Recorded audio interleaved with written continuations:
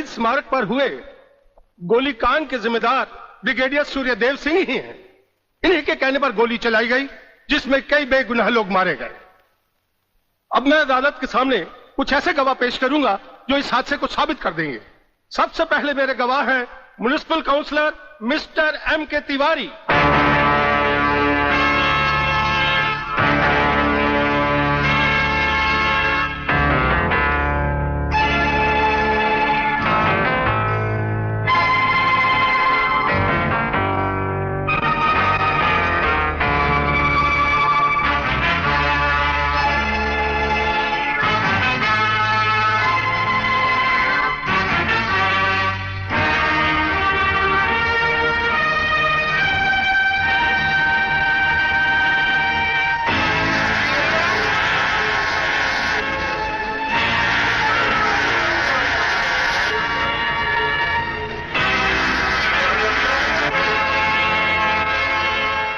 Your honour, अब हमारा आखिरी एक ऐसा चश्मदीद गवाह है जिसकी सच्चाई पर कोई शक नहीं कर सकता, और वो है इंस्पेक्टर शिवाजीराव वागले।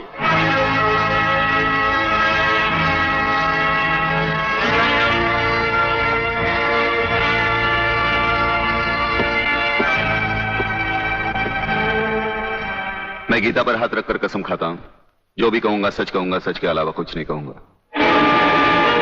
जज साहब, शहीद स्मारक पर जो भी कुछ हुआ मेरी आंखों के सामने हुआ। मुझे इस बात का ताज्जुब है और अफसोस भी है कि ब्रिगेडियर सूर्यदेव सिंह जैसे जिम्मेदार और सुलझे हुए अफसर ने ऐसा कदम क्यों उठाया जिससे निर्दोष लोग मारे गए। इस हत्याकांड के जिम्मेदार ब्रिगेडियर सूर्यदेव सिंह ही हैं।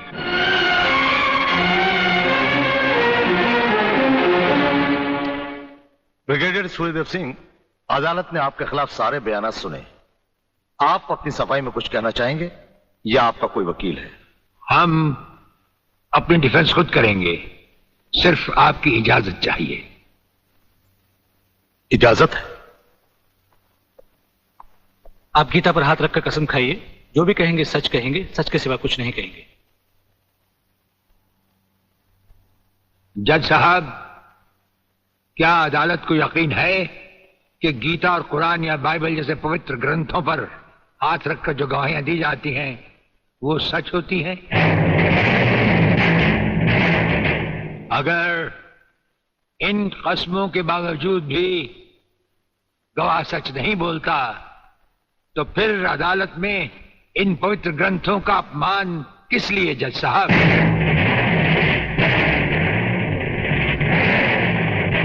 अगर फैसला ऐसे सबूत और गवाहों की बिना पर ही होता है जो पैसे से खरीदे जा सकते हैं, तो बंद करवा दीजिए ऐसे रस्म और रवाज जो कि झूठे हैं। ये मुकद्दस ग्रंथ हमारे धर्म और ईमान का ताज है, हमारी जिंदगी की बुनियाद है। हम ये कसम खाएं भी तो कैसे खाएं? यह अदालत आपकी दलीलों की कदर करती है ब्रिगेडियर साहब, लेकिन यह अदालत की बरसों पुरानी रस्म है जो मैं नहीं बदल सकता। तो फिर हम भी अपने ज़मीर के खिलाफ नहीं जा सकते, चाहे वो अदालत हो या जंग का मैदान। आप अपना फैसला सुनाकर अदालत की रस्म को पूरा कीजिए। तमाम सबूत और गवाहों के बयानात को मद्देनजर रखते हुए यह अदालत इस नतीजे पर पहुंची है कि शहीद स्मारक पर बेगुनाहों पर पुलिस ने गोली ब्रिगेडियर सूर्यदेव सिंह के कहने पर चलाई। इसलिए यह अदालत ब्रिगेडियर सूर्यदेव सिंह को 1 साल कैद की सजा सुनाती है। सर, ये लिस्ट उन लोगों की है जिन्हें आपसे मिलना है।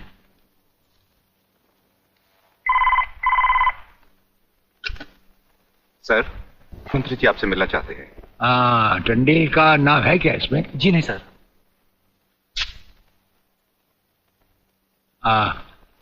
आज तो हम अपना एक मिनट दूसरों को दे चुके हैं, दम लेने की भी फुर्सत नहीं होगी। ऐसा करो, मंत्री जी को कल दोपहर के बाद की कोई भी अपॉइंटमेंट दे दो। Okay sir. Sir, you can't meet him today. अरे अंग्रेजी को मारो गोली और हिंदी में समझो। इस राज्य के मंत्री से मिलने के लिए उसके पास वक्त नहीं है। मैं पूछता हूं वो हमारी खाता है या हम उसकी? इसमें आपकी और हमारे खाने की बात कहां से आ गई? तो ये है ब्रिगेडियर। आप यहां अचानक आ पधारे हैं और हम आज का सारा वक्त औरों को दे चुके हैं। आखिर हम सब जनता ही के तो सेवक हैं। कुर्सी मिलने पर यह समझ लेना कि सारी सरकार आप ही की है, इसे हम कैसे मान लें? आप मुझे ये न समझाएं कि सरकार किसकी है। आप सिर्फ इतना समझिए कि आप एक सरकारी नौकर हैं और आपके सामने खड़ा हुआ ये इंसान इस राज्य का मंत्री है। खादी के कपड़े पहनने से और टोपी लगा लेने से कोई महात्मा गांधी नहीं बन जाता। और सुनिए, हमें नेताओं की भाषा ना तो पहले समझ आई थी और ना कभी आएगी। भाषा छोड़ो ब्रिगेडियर, मैं जो आपसे कहना। आपने जो कुछ भी कहना है कल कह लीजिएगा। आपकी अपॉइंटमेंट नोट करवा दी गई है। और एक बात ये भी याद रखिए कि हमसे बगैर अपॉइंटमेंट के कोई नहीं मिल सकता। और जहां तक हमारा ताल्लुक है, हम किसी से भी किसी वक्त भी कहीं भी मिल सकते हैं, हमारा जब दिल चाहे। शायद आपने वो लेटर नहीं पढ़ा जो सेंट्रल गवर्नमेंट ने आपको भेजा है। उसमें खासुल खास ऑर्डर है कि हमारे किसी भी काम में कोई भी दखल अंदाजी नहीं कर सकता। नमस्कार। नमस्कार।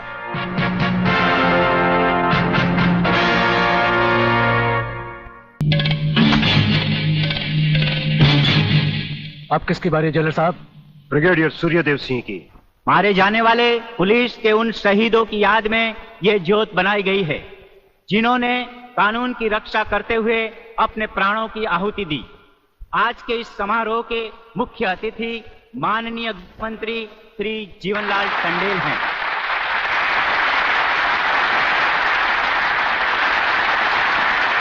और इस ज्योत का उद्घाटन एक महान योद्धा, परमवीर चक्र विजेता ब्रिगेडियर सूर्यदेव सिंह के हाथों से होगा।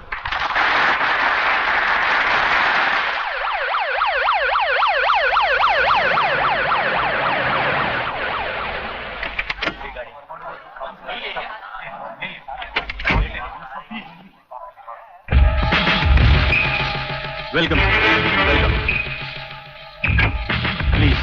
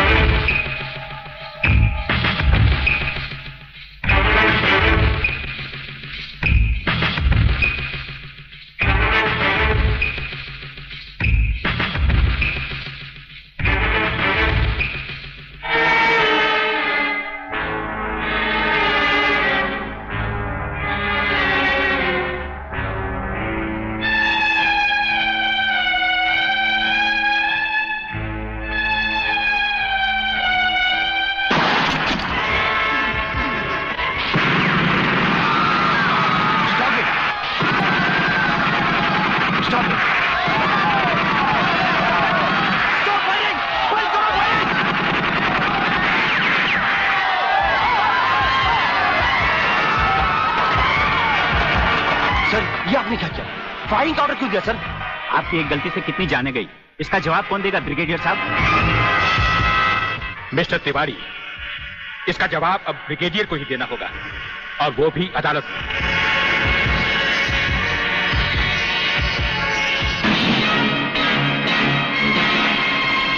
योर ऑनर, शहीद स्मारक पर हुए गोलीकांड के जिम्मेदार ब्रिगेडियर सूर्यदेव सिंह ही हैं। इन्हीं के कहने पर गोली चलाई गई जिसमें कई बेगुनाह लोग मारे गए। अब मैं अदालत के सामने कुछ ऐसे गवाह पेश करूंगा जो इस हादसे को साबित कर देंगे। सबसे पहले मेरे गवाह हैं municipal councillor mister M.K. Tiwari.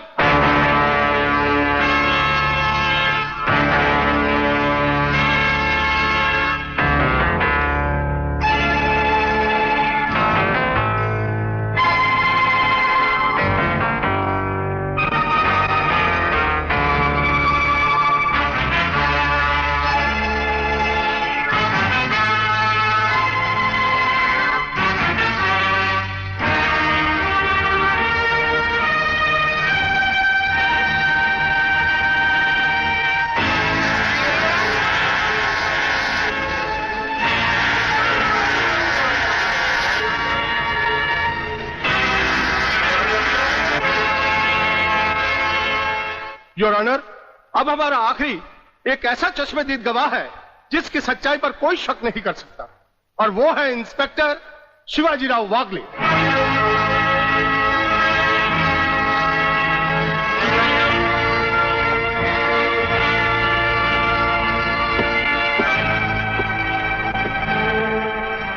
मैं गीता पर हाथ रखकर कसम खाता हूं, जो भी कहूंगा, सच के अलावा कुछ नहीं कहूंगा। जज साहब, शहीद स्मारक पर जो भी कुछ हुआ मेरी आंखों के सामने हुआ। मुझे इस बात का ताज्जुब है और अफसोस भी है कि ब्रिगेडियर सूर्यदेव सिंह जैसे जिम्मेदार और सुलझे हुए अफसर ने ऐसा कदम क्यों उठाया जिससे निर्दोष लोग मारे गए। इस हत्याकांड के जिम्मेदार ब्रिगेडियर सूर्यदेव सिंह ही हैं।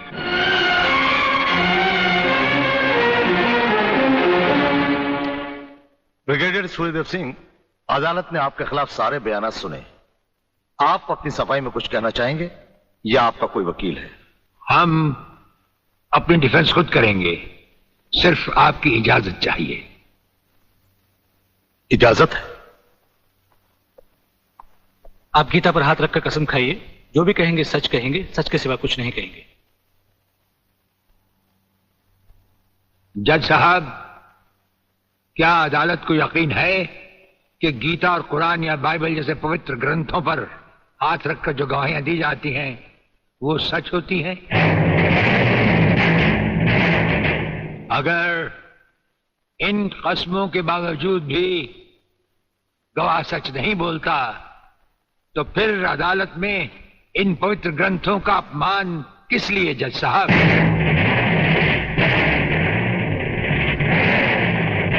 अगर फैसला ऐसे सबूत और गवाहों की बिना पर ही होता है जो पैसे से खरीदे जा सकते हैं तो बंद करवा दीजिए ऐसे रस्म और रवाज जो कि झूठे हैं।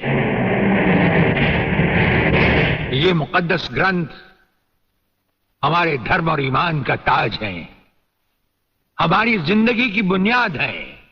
हम ये कसम खाएं भी तो कैसे खाएं? यह अदालत आपकी दलीलों की कदर करती है ब्रिगेडियर साहब, लेकिन यह अदालत की बरसों पुरानी रस्म है जो मैं नहीं बदल सकता। तो फिर हम भी अपने जमीर के खिलाफ नहीं जा सकते, चाहे वो अदालत हो या जंग का मैदान। आप अपना फैसला सुनाकर अदालत की रस्म को पूरा कीजिए। तमाम सबूत और गवाहों के बयानात को मद्देनजर रखते हुए यह अदालत इस नतीजे पर पहुंची है कि शहीद स्मारक पर बेगुनाहों पर पुलिस ने गोली ब्रिगेडियर सूर्यदेव सिंह के कहने पर चलाई। इसलिए यह अदालत ब्रिगेडियर सूर्यदेव सिंह को 1 साल कैद की सजा सुनाती है।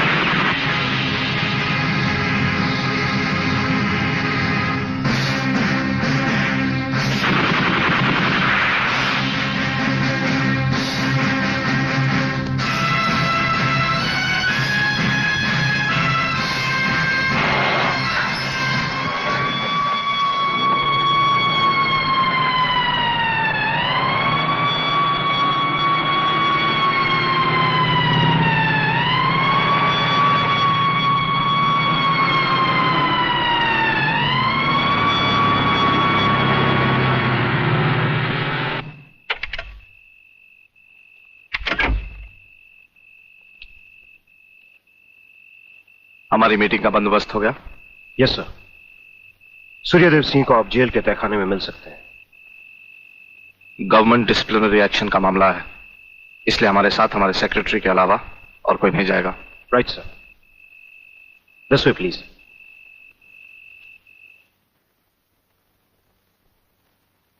आप इधर उधर देखने की तकलीफ मत उठाइए मंत्री साहब, हम देख भी चुके हैं और सुन भी चुके हैं। यहां दीवारें तो हैं लेकिन इनके कान नहीं। आपका वागले से अलग हो जाना, वागले का भरी अदालत में आपके खिलाफ बयान देना, आपका गिरफ्तार होना भाई ये सब मेरी समझ में पूरी तरह से नहीं आया। इसलिए तो आपको हमने याद किया है, और जब कभी सुबह समझा जाता है तो इंस्पेक्टर वागले इसी तरह भेस बदल कर हमसे मिलने यहाँ आते रहते।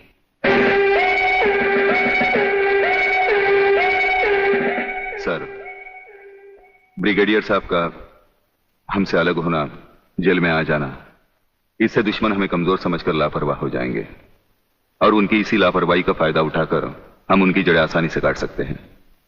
हम जिन जराइम की तलाश में हैं, उसकी कुछ जड़ें इस जेल की चार दीवारी में भी पैवस्त हैं।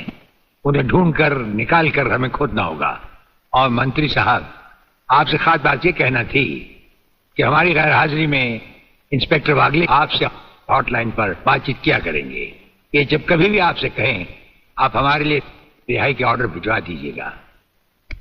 ठीक है, आप जब चाहेंगे आपकी रिहाई के ऑर्डर्स भिजवा दिए जाएंगे। नमस्कार। इंस्पेक्टर साहब, मैं कहती हूँ ये कहाँ का न्याय है? कैसा कानून है जो 3 मासूमों को सोचे समझे बिना हवालात में बंद कर दिया? मैं पूछती हूँ, क्या हो गया है इस देश के कानून को? अगर पुलिस वाले इस तरह पुलिस स्टेशन में सोते रहे तो निर्दोष लोग जेल में नहीं जाएंगे तो कहाँ जाएंगे? उठो! कौन तुम? नींद की गोली खाकर सोया है या गांजे की? दिखता नहीं क्या? लड़की हूँ मैं, आलोक की बहन, जिसे तुम्हारे कोई बहादुर इंस्पेक्टर ने बलात्कार के जुर्म में पकड़ा है। कहाँ है वो इंस्पेक्टर? मैं उससे मिलना चाहती हूँ। सलाम साहब। साहब? अच्छा, तो आप ही है वो साहब। मैं पूछती हूँ, तुम पुलिस वालों को हुआ क्या है जो गुनहगार को निर्दोष और निर्दोष को गुनहगार समझ लेते हैं? सुना था कानून अंधा होता है, मगर तुम्हें तो भगवान ने एक नहीं 2-2 आंखें दी हैं, और वो भी चील की तरह मोटी मोटी। क्या वो तीनों तुमको किसी भी तरह से बदमाश लगते हैं? अरे मेरा भाई आलोक, वो तो किसी लड़की से बात करते हुए भी कांपता है। वो किसी पे बलात्कार क्या करेगा? खाक। वागले बेटे, ये तो लाल मिर्च है तीखी तीखी। हाथ लगाओ तो हाथ चले, मुंह लगाओ तो मुंह चले, दिल लगाओ तो दिल चले। ये तेरी बीवी बनने के लायक है। अरे इस तरह घूर घूर के क्या देख रहे हो? पहले कभी लड़की नहीं देखी क्या? लड़कियां तो बहुत देखी, लेकिन तेरे जैसे तीखी पहली बार देखी। क्या तीखी? क्या नाम है तुम्हारा? शांति शांति शांति शांति शांति शांति। वाह, क्या कमाल का नाम रखा है चुन के माँ बाप ने, शांति, जो इस देवी के चेहरे और जुबान से शहद की तरह टपक रही है। हाँ? हंस क्या रहे हो दांत निकाल कर? मुझे अपने भाइयों से मिलना है।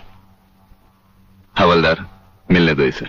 साहब, उन तीनों को अस्पताल ले गए हैं शिनाख्त के लिए।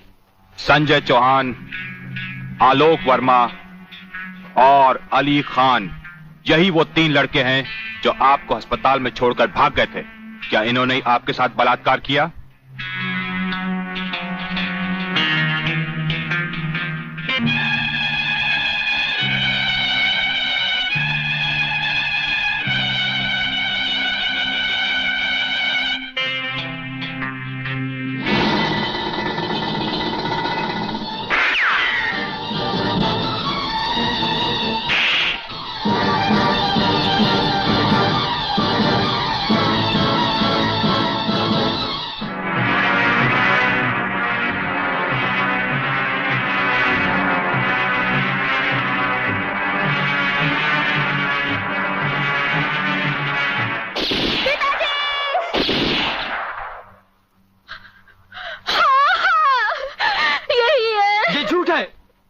ये सरासर झूठ है।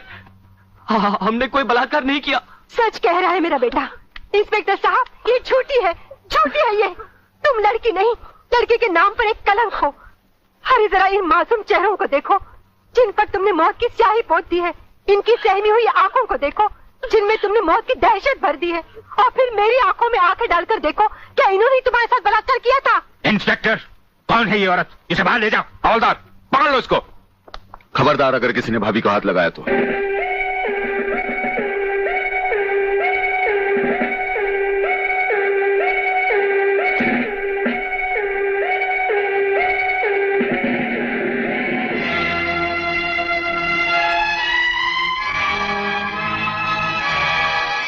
इंस्पेक्टर वागले, आप जानबूझकर अनजान बन रहे हैं। आप अच्छी तरह जानते हैं कि ये डीआईजी रुद्र प्रताप चौहान की पत्नी है। याद है डीआईजी रुद्र प्रताप चौहान, जिनके अंतिम संस्कार पर आपने लंबा चौड़ा भाषण झाड़ दिया था, जो आज भी हम पुलिस डिपार्टमेंट के लिए आदर्श है, उनकी पत्नी है। तो ये भी किसी मामूली आदमी की बेटी नहीं है। ये इस राज्य के मंत्री जीवनलाल टंडेल की बेटी है। और जानते हो इन तीनों ने इसके साथ क्या अनर्थ किया है? कुछ नहीं किया। ये किसी की साजिश है जिसमें इन तीनों को फंसाया जा रहा है। लेकिन मैं भी दूध का दूध और पानी का पानी करके रहूंगा।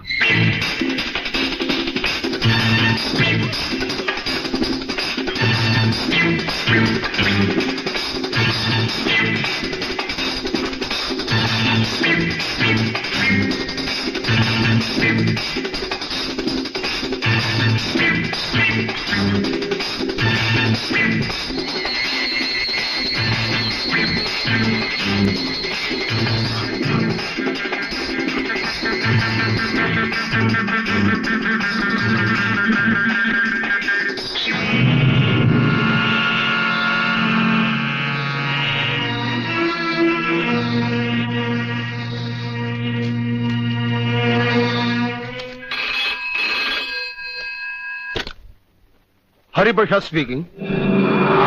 जज साहब, मैं प्रलयनाथ गुंडा स्वामी बोल रहा हूं। Your honour, dancer miss Anita Chaudhary की लाश का समुद्र के उसी किनारे से मिलना और उसी जगह से राधा टंडेल के कपड़े और सैंडलों का मिलना, इंस्पेक्टर वागले को मिली हुई गोली और अनीता चौधरी के पेट से निकली हुई गोलियों का एक ही रिवॉल्वर से चला होना और उस रिवॉल्वर पर किसी और की उंगलियों के निशान होना, यह साबित करता है कि इस केस में किसी और का भी हाथ हो सकता है। इसलिए जब तक ये बातें खुलकर अदालत के सामने नहीं आती, मैं अदालत से दरख्वास्त करूंगा कि इन तीनों की जमानत मंजूर कर ली जाए।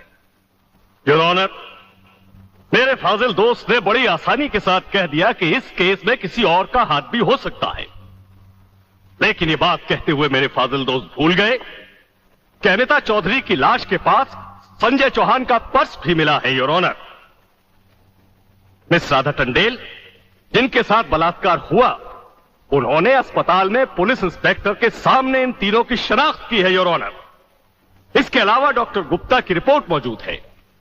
इन तमाम बातों से जाहिर है योर ऑनर कि रेप और मर्डर इन्हीं तीनों ने एक साथ मिलकर किया है। लिहाजा मेरी कोर्ट से गुजारिश है कि इनकी जमानत किसी भी कीमत पर मंजूर नहीं की जाए। सरकारी वकील की दलीलों को मद्देनजर रखते हुए यह अदालत संजय चौहान, आलोक वर्मा और अली खान की जमानत नामंजूर करती है और इन्हें पुलिस की हिरासत में रखने का हुक्म देती है।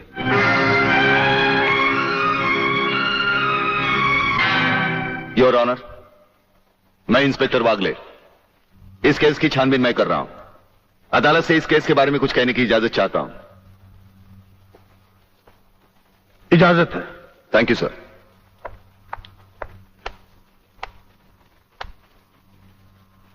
योर ऑनर, इंसाफ के इस मंदिर में आपको न्याय करते हुए कई साल हुए होंगे और इन सालों में आपके सामने रेप और मर्डर्स के अनगिनत केसेस भी आए होंगे। क्या उन अनगिनत केसों में आपके सामने कोई ऐसा केस आया है जहां कत्ल और बलात्कार करने वाले ने जिसके ऊपर बलात्कार किया है उसे खुद अस्पताल पहुंचाया हो? ये तो अभी तक सुना नहीं कभी। सही कह रहा है ये बात है, गड़बड़ जरूर है। बहुत बड़ी ऑर्डर, ऑर्डर। इंस्पेक्टर वागले, मुझसे सवाल करने की बजाय आप इस केस में रोशनी डालिए। वही कोशिश कर रहा हूं सर। अदालत सरकारी वकील की जिन दलीलों को मद्देनजर रखते हुए इन लड़कों की जमानत नामंजूर कर रही है, मैं उन्हीं दलीलों के बारे में कुछ कहने की इजाजत चाहूंगा। इजाजत है। सरकारी वकील का कहना यह है कि अनीता चौधरी की लाश के पास संजय चौहान का पर्स मिला। हो सकता है बेहोश राधा टंडेल को उठाते वक्त वो पर्स वहां गिर गया हो। अब इनका कहना यह है कि राधा टंडेल ने इन लड़कों के खिलाफ बयान दिया है। यह भी तो हो सकता है कि वो बयान उसे किसी के दबाव में आकर दिया हो। जिस डॉक्टर ने बलात्कार की रिपोर्ट बनाई वो भी खरीदा गया हो। आपकी इन दलीलों से अदालत अपना फैसला नहीं बदल सकती। यह फैसला आप जबरदस्ती इन पर लाद रहे हो। इंस्पेक्टर वागले, अगर मैं चाहूं तो अदालत की तौहीन के जुर्म में मैं तुम्हें अभी टर्मिनेट कर सकता हूं। कोई परवाह नहीं है मुझे इस बात की। मेरा तो विश्वास उठ गया इस कानून से। कौन सा कानून, कैसा कानून? यह कानून तो चंद मुजरिमों की रखेल बन बैठा है। इसलिए लोग अदालत का दरवाजा खटखटाने के बजाय गुंडों की चौखट चूमते हैं। Take him out of the court. अगर जिंदगी में किसी से रिश्वत ना ली हो तो ही मुझे हाथ लगाना।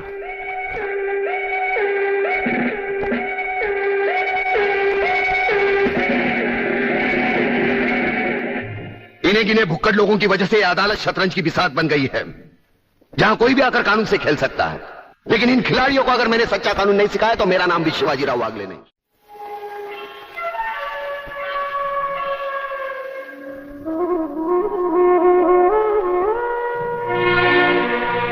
नहीं यार, इस तरह तो हिम्मत हार के हम बिना फांसी के ही मर जाएंगे। ये क्या हो गया तुम दोनों को यार? अली, सोचता हूं मेरी बहन शांति पर क्या बीत रही होगी।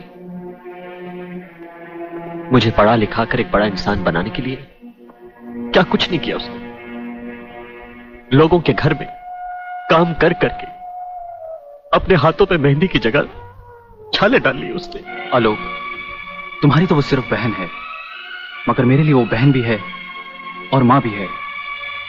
अगर बचपन से ही उसका प्यार मुझे ना मिला होता तो शायद ये अनाथ सड़कों पर ही अपना दम तोड़ देता। मेरी मां पर भी क्या बीत रही होगी। वो तो रो रो कर पागल हो गई होगी। अगर मुझे कुछ हो गया तो उसका भरोसा भगवान पर से भी उठ जाएगा। तुम इन 3 लड़कों के केस में कहां उलझ गए? हो सकता है इन बच्चों का केस महज इत्तेफाकी हो। इत्तेफाक नहीं है सर। ये कड़ियां भले ही अलग अलग नजर आ रही हो, लेकिन अगर गौर से देखें तो ये सब एक ही जंजीर की कड़ियां हैं, जिसमें एक न एक दिन जीवनलाल टंडेल, रसिकनाथ और गुंडा स्वामी की कलाइयां फंसेंगी। ये इत्तेफाक नहीं है सर, इत्तेफाक नहीं है।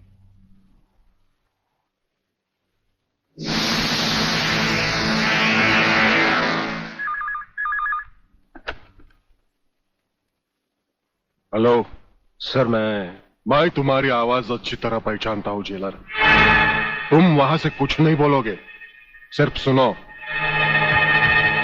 क्योंकि जब से तुम्हारी जेल में सूर्यदेव सिंह आया है तुम्हारी दीवारों के भी कान हो गए हैं। मुझे वागले और उसकी मीटिंग का पता चल चुका है। वो 3 लौंडों के केस की सीढ़ी बनाकर मुझ तक पहुंचे, उसके पहले उसकी सीढ़ी के हर डंडे को काट कर फेंक दूंगा मैं। सुनो जी, मुन्ना और उसके खतरनाक खूनी साथियों को आज रात को पुलिस की वर्दी में जेल से बाहर निकाल दो और उनको समझा दो पुलिस स्टेशन जाकर उन तीनों लड़कों का बिल आत्महत्या के नाम पर फाड़ दें।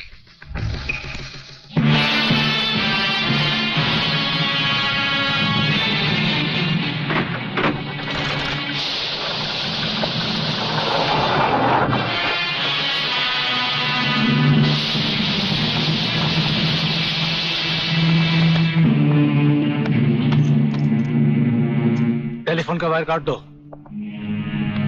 अब इसे बांध दो।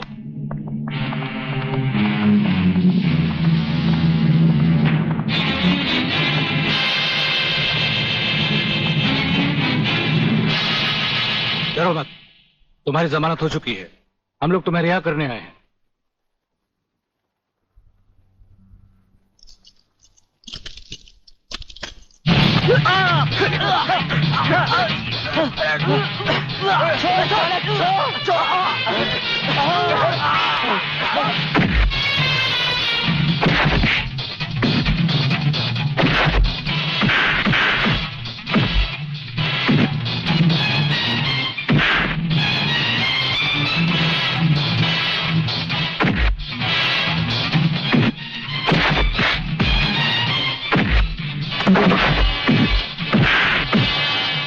छोड़ना मत संजू।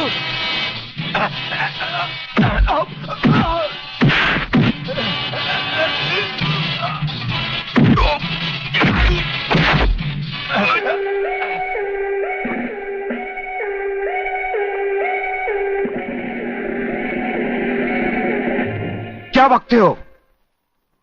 किसने बताया तुम्हें?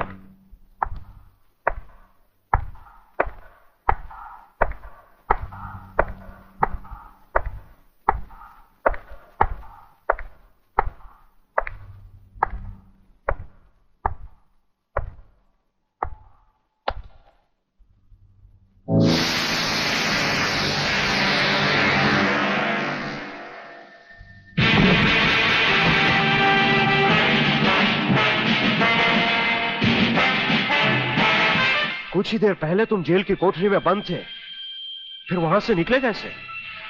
और अपने ये कपड़े पहनकर यहां किसके हुक्म से आए? हम अपने हुक्म के खुद मालिक हैं।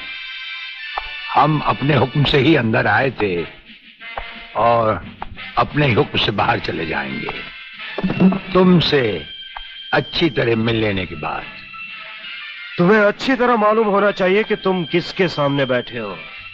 हमें मालूम है, इसीलिए तो जूते तुम्हारे मुंह के सामने रखे हैं। तुम जैसे गद्दारों से हम नहीं, हमारे जूते ही मुंह लगाते हैं। सूर्यदेव सिंह, ब्रिगेडियर सूर्यदेव सिंह, भूल कैसे गए? हम आज भी ब्रिगेडियर हैं, कल भी ब्रिगेडियर थे। जेल में आना तो एक नाटक था तुम जैसे मुजरिम तक पहुंचने के लिए, और ये रहे तुम्हारे काम के कागज। ये हमारा रिहाई का ऑर्डर और ये है तुम्हारी गिरफ्तारी का वारंट।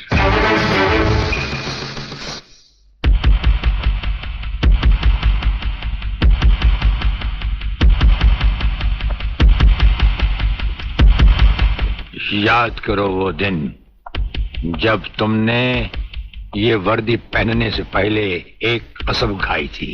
याद करो। हम कसम खाते हैं कि हम पूरी ईमानदारी और वफादारी से देश और कानून की रक्षा करेंगे।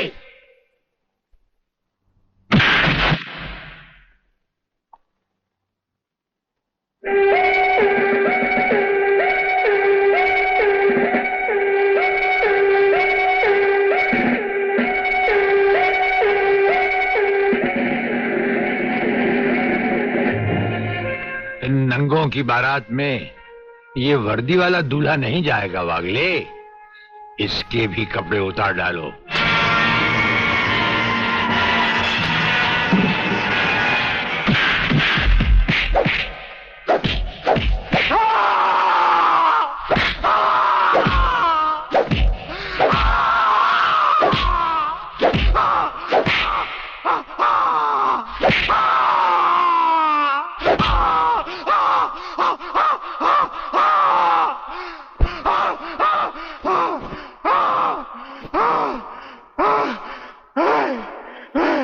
सच कह रहा हूं, मैं बेकसूर हूं। प्रलयनाथ के बारे में मैं कुछ नहीं जानता। बेहोश होने से पहले 3 बार, होश में आने के बाद 3 बार तेरा इसी तरह इलाज करता रहूंगा।